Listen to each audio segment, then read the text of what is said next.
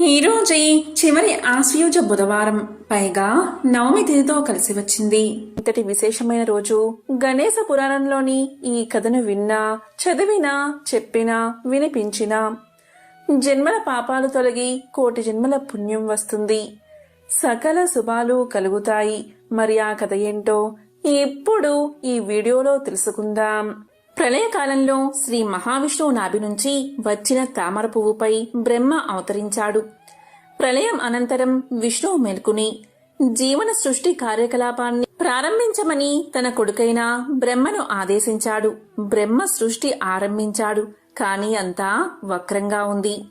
అప్పటికి ఎన్నో కల్పాలలో సృష్టి చేస్తూ వస్తున్న బ్రహ్మకు ఈ పరిణామం ఆశ్చర్యాన్ని కలిగించింది.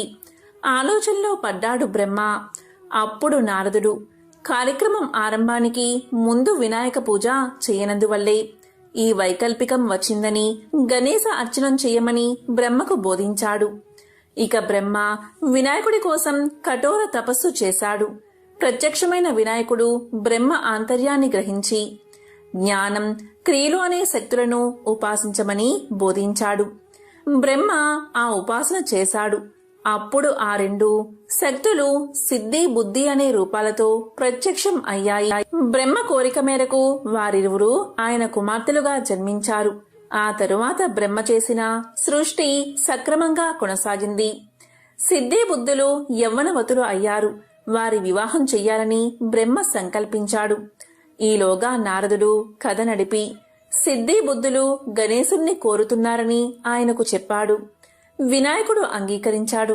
తరువాత గణేశుడు మిమ్మల్ని కోరుతున్నాడు అని సిద్ధి, బుద్ధులకు చెప్పాడు. ఇలా బ్రహ్మ సమక్షంలో వినాయకుడి పెళ్లి జరిగింది.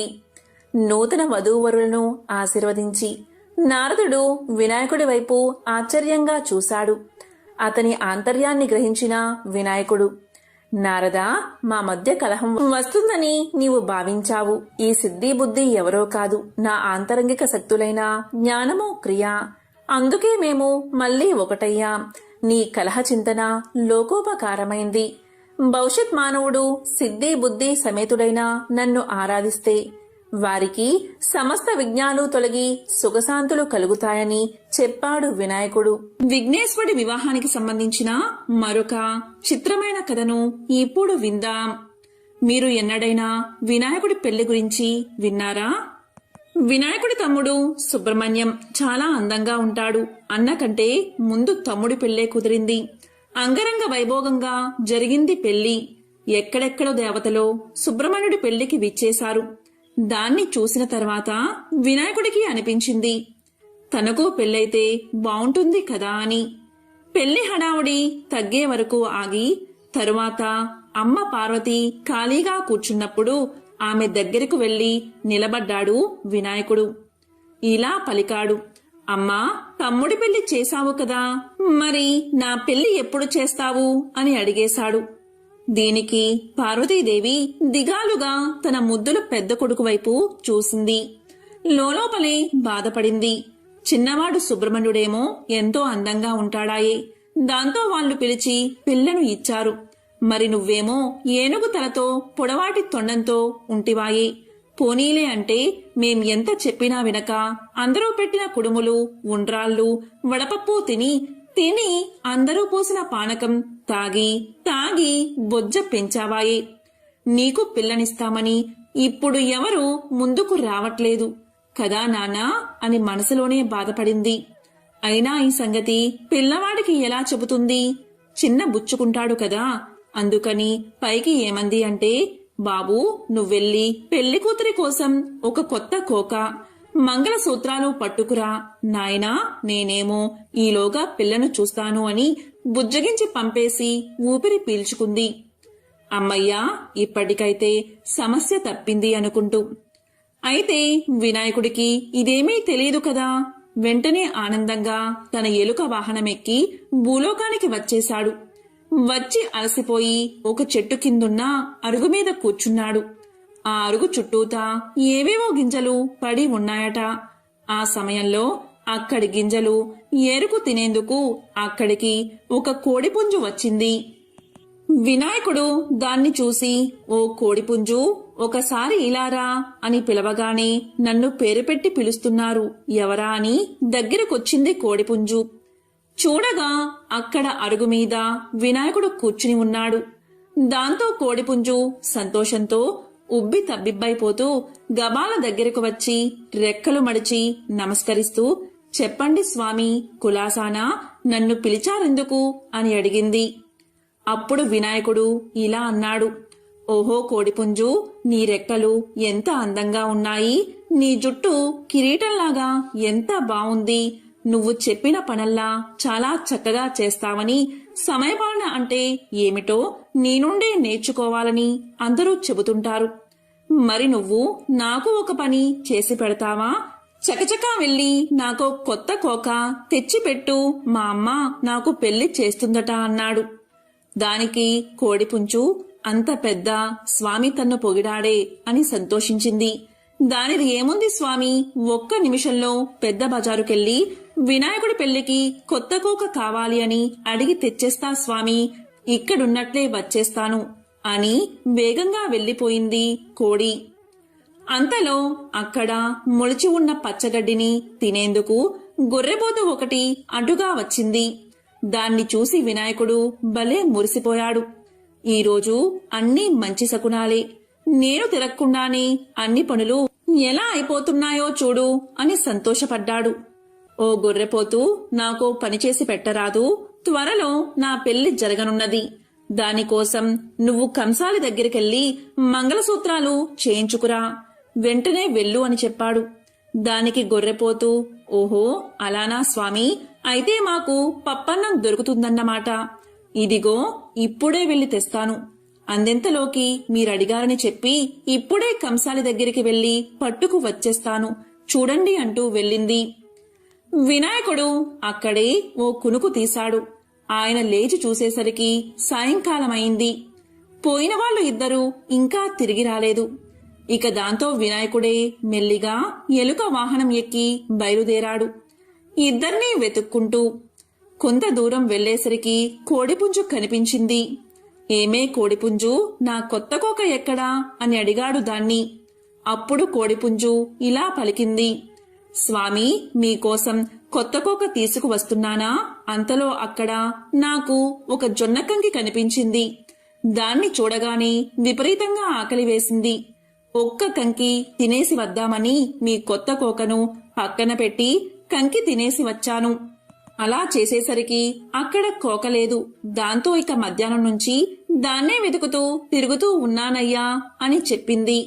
దాంతో వినాయకుడు ఇలా అన్నాడు, చూడు కోడిపుంజు, నువ్వు కొత్త కోక తీసుకువస్తేనే నా పెళ్లి, అందుకని త్వరగా వెళ్లి వెతుక్కురా, లేకపోతే ఎలుక చేత నిన్ను కొరికించేస్తా, జాగ్రత్త అని బెదిరించాడు. దాంతో కోడిపుంజు కొత్త కోకో అని అరుచుకుంటూ ఆ కొత్త కోక కోసం ఈనాటికి వెతుకుతూనే ఉంది. పాపం ఆ అరుపేనట మనకు కొక్కరొక్కో అని వినబడేది. కోడిపుంజు కోక తేకపోయేసరికి ఇక సరేలే అని వినాయకుడు గొర్రెను వెతుకుతూ ఆ బజారు ఈ బజారు తిరిగాడట. అనుకున్నట్లుగానే గొర్రెపోతు ఎదురయ్యింది. స్వామి కోపంగా, ఏ గొర్రెపోతూ, నా తాలిబొట్టెక్కడా అనగానే అది వణికిపోతూ, స్వామి తమరు అడిగారని చెప్పగానే కంసాలి కనకయ్య తాలిబొట్టు చేసి ఇచ్చేశాడు. ఆ తర్వాత వస్తూ ఉంటే నాకు ఆకలి వేసింది. ఆ సజ్జ చేలో గడ్డి తింటూ ఒక్క క్షణం ఏమారాను.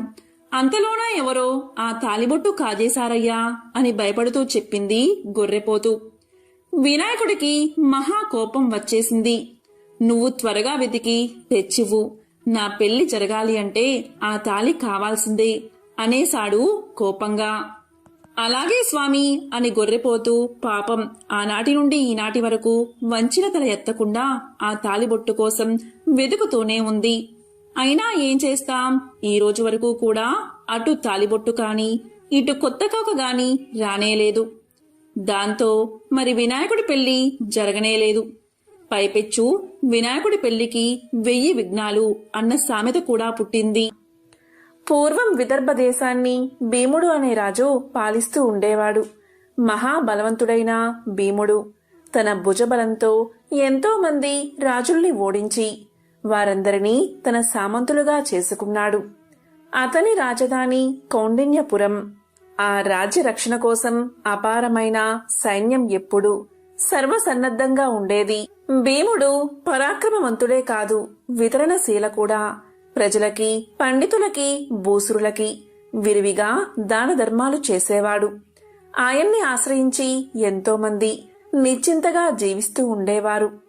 ఇక భీముడి భార్య చారుమతి, పేరుకు తగ్గట్టే సుగుణవతి, మంచి సౌందర్యవతి, మహాపతివ్రత.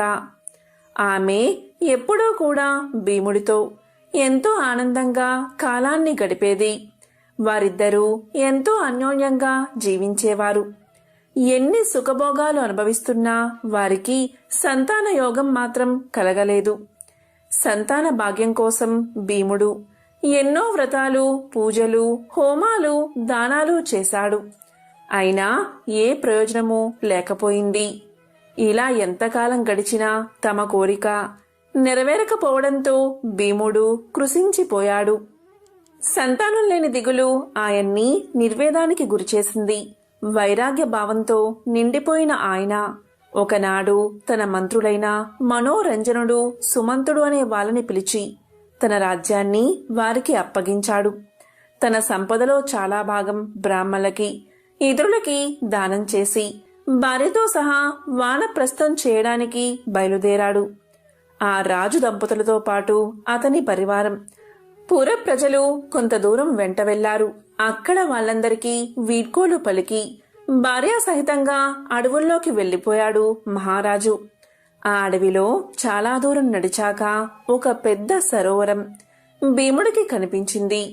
అదెంతో అందంగా ఉంది. దాని సమీపంలోని ఒక ఋషి ఆశ్రమం కూడా ఉంది. ఇక రాజు మెల్లగా భార్యతో కలిసి ఆశ్రమంలోకి ప్రవేశించాడు. లోపల దర్భాసనం మీద కూర్చుని దివ్య తేజస్సుతో వెలిగిపోతున్న విశ్వామిత్రుడు భీముడికి కనిపించాడు. ఇక భీముడు వెళ్లి భార్యతో సహా ఎంతో వినయంగా ఆయన పాదాలకు నమస్కారం చేశాడు. విశ్వామిత్రుడు త్రికాలజ్ఞుడు అయినప్పటికీ ఏమీ తెలియని వాడిలా వారిని ఆశీర్వదిస్తూ, మీకు శుభం కలుగుగాక, సద్గుణవంతుడైన పుత్రుడు జన్మించుగాక అని పలికాడు.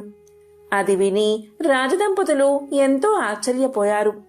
అంతలోనే విశ్వామిత్రుడు, మీరెవరు, ఎక్కడి నుంచి వస్తున్నారు, ఎందుకిలా అడవిలో తిరుగుతున్నారో చెప్పండి అన్నాడు. మీ బాధ నివారణకు ఏం చెయ్యాలో తర్వాత చెబుతాను అంటూ చిరునవ్వు నవ్వాడు విశ్వామిత్రుడు. భీముడు తన వృత్తాంతాన్నంతా విశ్వామిత్రుడికి తెలియచేశాడు. స్వామి, నా బాధ విన్నారు కదా. మహాత్ముల దర్శనం ఎంతో శుభఫలితాన్ని ఇస్తుందంటారు. మీరిచ్చిన ఆశీస్సులు ఫలించాలని మనసారా కోరుకుంటున్నాను. అయితే నా పూర్వజన్మ ప్రారబ్ధం ఏమిటి? కర్మ దోషాల్ని పోగొట్టుకోవడానికి నేనేం చెయ్యాలి? ఎలాంటి పరిహారాన్ని ఆచరించాలి? దయచేసి నాకు చెప్పండి స్వామి అని వేడుకున్నాడు భీముడు. ఇక విశ్వామిత్రుడు భీముడితో, రాజా, నీవు పూర్వజన్మలో గొప్ప ఐశ్వర్యవంతుడివి. ధనమదంతో, అహంకారంతో తరతరాలుగా మీ వంశం వారు కులదైవంగా అర్చిస్తున్న గణపతి పూజని నీవు వదిలేశావు. కులధర్మాన్ని మంట గలిపావు. నీ పూర్వీకులంతా శాస్త్రంలో, వేదంలో చెప్పిన ధర్మాలన్నీ ఎంతో శ్రద్ధగా ఆచరించేవాళ్లు. వారంతా నిత్యం గజాననుణ్ణి భక్తి శ్రద్ధలతో కొలిచేవారు. వంశ పారంపర్యంగా వచ్చే ఆ పూజా సాంప్రదాయాన్ని నువ్వు వదిలిపెట్టడం వల్లే నీకీ జన్మలో సంతాన భాగ్యం కలగలేదు. నీకు 7 తరాల ముందు నీ వంశంలో వల్లభుడు అనేవాడు రాజుగా ఉండేవాడు. నీలాగే అతను కూడా సౌందర్యవంతుడు, ధర్మపరాయణుడు. ఎంతో కాలానికి అతనికి ఒక పుత్రుడు జన్మించాడు. అయితే పుట్టిన ఆ బాలుడు గుడ్డి, మూగ, చెవిటివాడుగా, శరీరమంతా వ్రణాలతో రసికారుతూ దుర్గంధ భూయిష్టంగా జన్మించాడు. మరుగుజ్జుగా ఎంతో వికృతంగా ఉన్న ఆ శిశువుని చూసి అతని తల్లి కమల ఎంతో దుఃఖించింది. అయ్యో, నేనెంత పాపాత్మురాలిని, ఇంత వికారుడైన పుత్రుణ్ణి కన్నాని. ఇలాంటివాడు ఉండడం కన్నా సంతానం లేకపోవడమే మంచిది కదా. వీడి వల్ల నాకు ఆనందం ఎలా కలుగుతుంది? వీణ్ణి లోకులకి ఎలా చూపించాలి? ఇలాంటి పిల్లవాణ్ణి కన్నా నేనెంత పాపిష్టురాలిని, మా ఇద్దరికి చావైనా రావడం లేదే అని దారుణంగా విలపించసాగింది. ఆమె ఏడుపు విని సూటిగా గృహానికి దగ్గరికి పరిగెత్తుకొచ్చిన వల్లభుడు జరిగింది తెలుసుకుని భార్యను ఓదార్చాడు. దేవి, నీవేం బాధపడవద్దు. కష్ట సుఖాలన్నీ మన కర్మను అనుసరించే ప్రాప్తిస్తాయి. మానవుడి భవిష్యత్తంతా అతడు పూర్వజన్మలో చేసిన సకృత దుష్కృత్యాల్ని అనుసరించే ఉంటుంది. కనుక నీవి పుత్రుడి కోసం విలిపించవద్దు. వేడు చేసుకున్న దుష్కర్మ తొలగిపోగాని తిరిగి సంపూర్ణ ఆరోగ్యవంతుడవుతాడు. మన శక్తి వంచన లేకుండా మన కుమారుడి దుష్కర్మ తొలగిపోవడానికి చెయ్యాల్సిన వ్రతాలు, నోములు, పూజలు, హోమాలు, తిరగాల్సిన తీర్థయాత్రలు, దర్శించాల్సిన పుణ్యక్షేత్రాలు, వాడాల్సిన ఔషధాలు ఇవన్నీ చేద్దాం. ప్రస్తుతం ఈ బాలుడికి చెయ్యాల్సిన పరిచర్యలు చెయ్యి. ఎలా పుట్టినా ఇతడు మన బిడ్డని గుర్తించుకో అన్నాడు. రాజు మాటలతో కమలకి కొంత ఉపశమనం కలిగింది. తన దుఃఖాన్ని దిగమింగుకుని తన కుమారుడికి తగిన పరిచర్యలన్నీ చేసింది. వల్లభుడు జ్యోతిష్యుల్ని పిలిపించి జాతకర్మ నిర్వర్తించి బ్రాహ్మణులకి, బీదలకి విరివిగా దాన ధర్మాలు చేసి వారి ఆశీస్సులు పొందాడు. వేద విధులైన విప్రులు జాతకం ప్రకారం వల్లభుడి కుమారుడికి దక్షుడు అని నామకరణం చేశారు. తరువాత వల్లభుడు తన కుమారుడి రోగం నశించిపోవాలని సంకల్పించి ఎన్నో మంత్ర ప్రయోగాలు, ఔషధి హోమాలు చేయించాడు. వైద్యుల్ని పిలిపించి ఔషధ ప్రయోగాలు చేయించాడు. కొడుకు స్వస్థత కోసం స్వయంగా 12 సంవత్సరాలు కఠోర దీక్షతో తపస్సు చేశాడు. అయినా ఎలాంటి ప్రయోజనమూ కలగలేదు. దాంతో వల్లభుడికి తీవ్రమైన విరక్తి కలిగింది. తన భార్యాపుత్రుల మీద విపరీతమైన కోపం కలిగింది. యుక్తాయుక్తాలు విచారించకుండా ఎంతో నిర్దయగా వారిద్దరినీ రాజభవనం నుంచి వెళ్లగొట్టాడు. భర్త చేత తిరస్కారానికి గురైన కమలాదేవి కుమారుణ్ణి తీసుకుని తన దౌర్భాగ్యానికి చింతిస్తూ అడవుల్లోకి వెళ్లిపోయింది. ఆమె అలా కుమారుణ్ణి వీపున కట్టుకుని అడవులు, గ్రామాలు దాటి ముందుకు వెళ్లసాగింది. దారిలో వచ్చిన గ్రామాల్లో భిక్షాటన చేస్తూ అడవుల్లో దొరికిన పళ్లతో ప్రాణాన్ని నిలుపుకుంటుంది. ఆమె ధరించిన విలువైన ఆభరణాలన్నీ దొంగలు దోచేసుకున్నారు.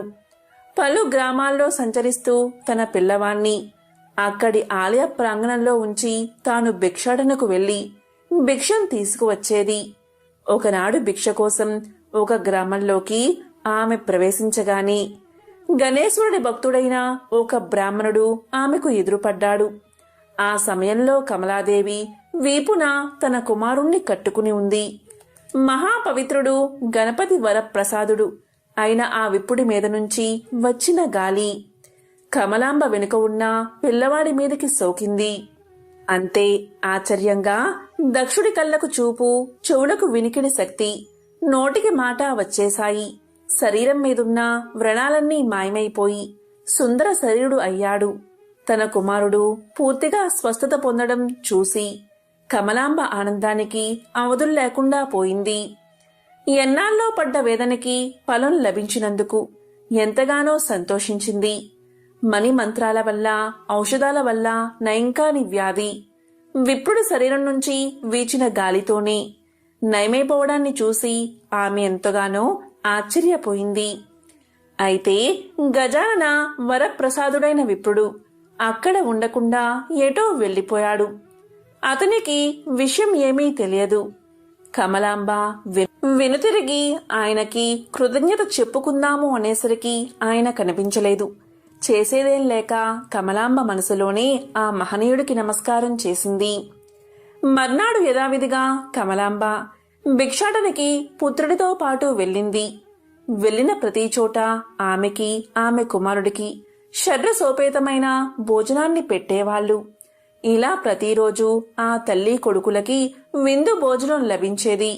కొన్నాళ్లు గడిచాక ఆ ఊరిలోని ఒక పెద్ద మనిషి గ్రామంలోకి వచ్చిన దక్షుడితో, నాయనా, నీవెవరు, ఎక్కడ్నుంచి వచ్చావు అని ప్రశ్నించాడు. దక్షుడి తల్లి దగ్గరికి వచ్చి తన పుట్టు పూర్వోత్తరాలన్నీ తెలుసుకుని ఆ విషయాన్ని వెళ్లి గ్రామ ప్రజలకు తెలియచేశాడు.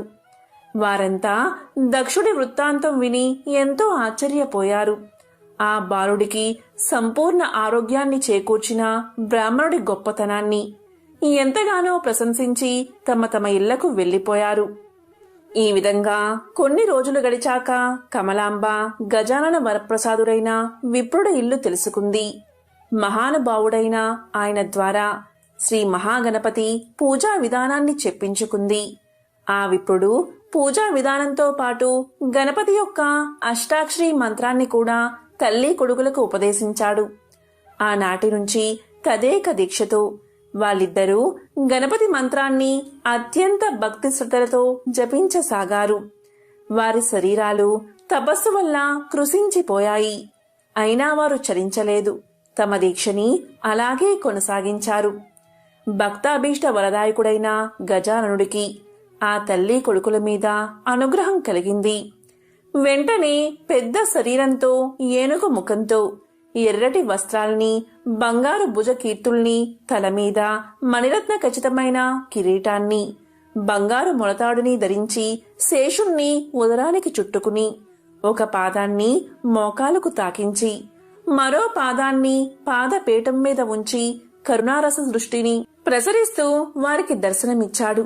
వాళ్ళిద్దరూ ఎంతో ఆశ్చర్యంగా చూస్తూ ఉండగాని క్షణంలో స్వామి ఒక బ్రాహ్మణులా మారిపోయాడు. విప్ర రూపంలో ఉన్న గజాననుడు వారితో, మీ ఇద్దరి తపోదీక్షకు మెచ్చాను, మీకు కావలసిన వరం కోరుకోండి అని పలికాడు. అప్పుడు కమలాంబ పుత్రుడైన దక్షుడు స్వామికి నమస్కారం చేసి, విప్రోత్తమా, మా పుణ్యం ఈనాటికి ఫలించింది. వినాయకుడిగా విప్రుడుగా 2 రూపాలుగా నీవు మాకు దర్శనమిచ్చావు. మా జన్మ ధన్యమైంది. స్వామి, నీవు కారణాలకే కారణమైన వాడివి, వేదాలకి కర్తవి, సకల యోగులు జ్ఞానంతో చేరాల్సిన గమ్యానివి. ఈ ప్రపంచం మొత్తానికి నీవే సాక్షిభూతుడివి. సాకార నిరాకారాలు కలిగిన వాడివి. సృష్టి స్థితి లయలు చేస్తే త్రిమూర్తుల స్వరూపానివి. భూమి, నీరు, నిప్పు, ఆకాశం, గాలి అనే పంచభూతాలు, సూర్యచంద్రులు నీవే.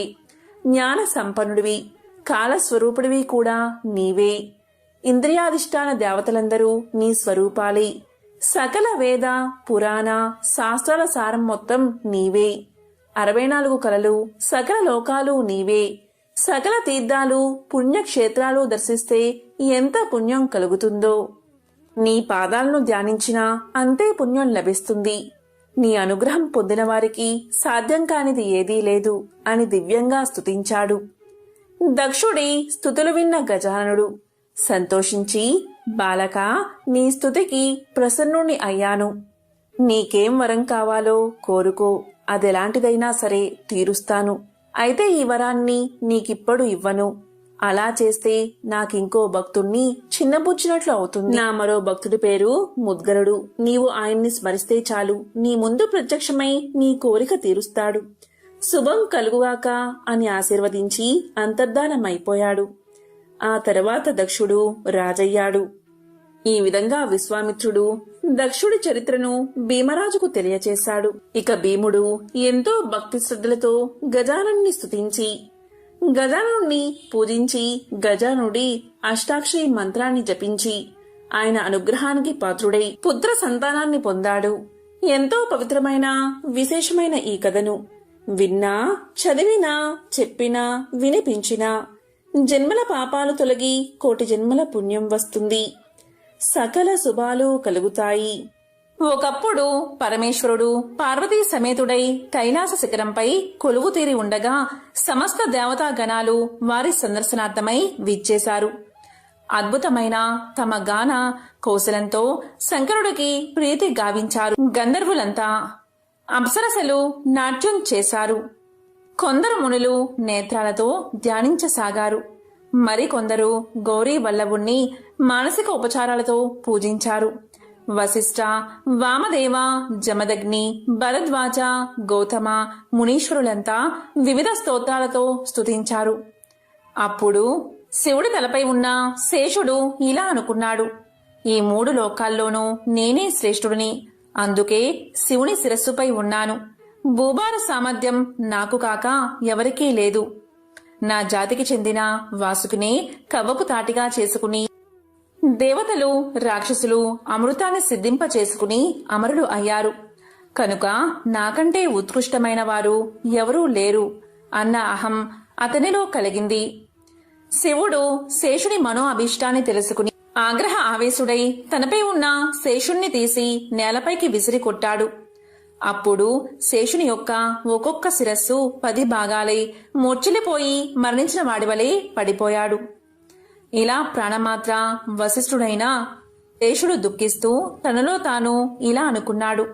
త్రైలోకేశ్వరుడు అయినటువంటి ఈ శివుడికే శిరో అలంకారం అయినప్పటికీ ఇటువంటి దురవస్థ కారణం చేత రెక్కలు విరిగిన పక్షులా ఎటూ కదలలేకుండా ఉన్నాను. నన్ను రక్షించి సేద తీర్చేవారు ఎవరు? తిరిగి నా స్వస్థలాన్ని పొందగలిగే ఉపాయం చెప్పే వారెవరు అని అనుకుంటూ విచారిస్తూ ఉండగా అతనికి ఆ మార్గంలోనే వస్తున్న నారదుడు దైవ వసాన కల్పించాడు. అప్పుడు నారదుడు శేషుణ్ణి చూసి ఇలా పలికాడు. ఎందుకని దుఃఖిస్తున్నావు? నీ శిరస్సును ఎందువల్ల హగ్నాలు అయ్యాయి? నీవు ఏ మునికైనా అపచారం చేసి వారి ఆగ్రహానికి గురయ్యావా? లేక గర్వంతో శంకరుడికి ఏమైనా అపచారం చేశావా? శేష, ఆ కారణం నాకు చెప్పు, తగిన ఉపాయాన్ని చెబుతాను అని అనగా ఆదిశేషుడు జరిగిందంతా వివరించి, ఓ ముని పుంగవా, తీవ్రంగా గాయపడి మునుపటిలా భూమండలాన్ని నా శిరస్సులపై మోయగల సామర్థ్యం, అలాగే నా పూర్వపు స్థితి నాకెలా సిద్ధిస్తుందో ఉపాయాన్ని దయతో తెలుపు, నన్ను కృతజ్ఞుణ్ణి చెయ్యి అంటూ ప్రార్థించాడు. అప్పుడు నారదుడు ఇలా పలికాడు.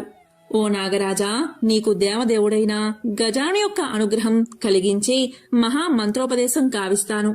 ఎవరి యొక్క దివ్య అనుగ్రహ ప్రభావం చేత ఇంద్రాది దేవతలు తమ తమ పదవులను పొందారో, త్రిమూర్తులు జ్ఞానవంతులై సృష్టి స్థితి లయలను నెరవేర్చుతున్నారో అటువంటి దేవదేవుడైన మహాగణపతి దేవుడు ప్రసన్నుడైతే నీవు తిరిగి నీ పూర్వపు వైభవాన్ని దక్కించుకోగలవు.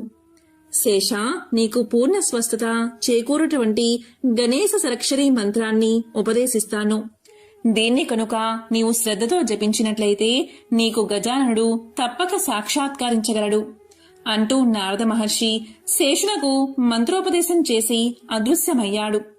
అప్పుడు శేషుడు తపస్సు చేయడానికి కృతజ్ఞుడై తన సర్వేంద్రియాలను నియంత్రించుకుని గజాలన్నీ ధ్యానం చేసి అచంచల భక్తితో ఆ పరమ మంత్రాన్ని తదేక దీక్షతో జపించసాగాడు. ఇలా 1000 దివ్య సంవత్సరాలు గడిచిన తర్వాత దేవదేవుడైన గజాననుడు శేషుడికి సాక్షాత్కరించాడు.